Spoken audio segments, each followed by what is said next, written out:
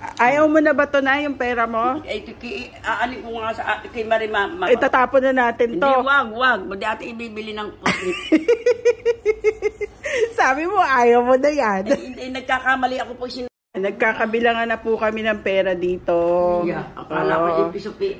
Oo, hindi namin ringgit. Ang piso ay ilagay nyo sa ibang wallet. Yung ringgit, ibalagay nyo sa ibang wallet. 100. Huwag dadalhin sa labas yan. 200. 300 ringgit, 400 ringgit, 500 ringgit. Yay! Dami namin pera. Pero di ko to pera pala.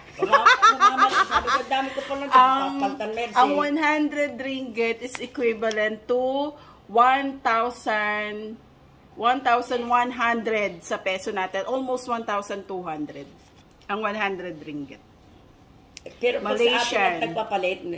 Yun ay, ang 100 ringgit is equivalent to 1,100 something. Almost 1,200. Hindi ko na. Ha? Pero yung conversion ngayon, 1,100.